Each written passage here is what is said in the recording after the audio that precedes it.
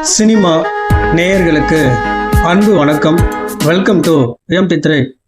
இயக்குனர் சேகர் கமலா இயக்கத்துல தனுஷ் நடிப்புல உருவாகி நேற்று திரையரங்குல வெளிவந்த திரைப்படம் தான் குபேரா.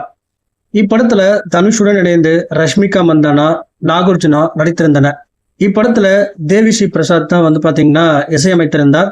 வித்தியாசமான கதைக்களத்துல உருவாகி திரையரங்குல வெளிவந்த இப்படத்துக்கு மக்கள் மத்தியில கலவையான விமர்சனங்கள் கிடைத்துள்ளது. இதுக்கு காரணம் என்ன அப்படின்ற மாதிரி சொல்றாங்க. படத்தினுடைய நீளம் அப்படின்ற மாதிரி பலரும் சொல்லிட்டு வராங்க. இந்த நிலையில தனுஷின் குபேரா திரைப்படத்தின் முதல் நாள் வசூல் குறித்து தகவல் வெளியாயிருக்கு. அதன்படி முதல் நாள்ல உலக அளவுல இந்த படம் 25 கோடி வசூல் பண்ணியிருக்கு. இனி வருகிற நாட்கள்ல இந்த படத்தினுடைய வசூல் எப்படி இருக்கும் அப்படிங்கிற மாதிரி பொறுத்திருந்து பார்க்கலாம். அடுத்த அப்டேட்ல சந்திக்கிறேன். நன்றி, வணக்கம்.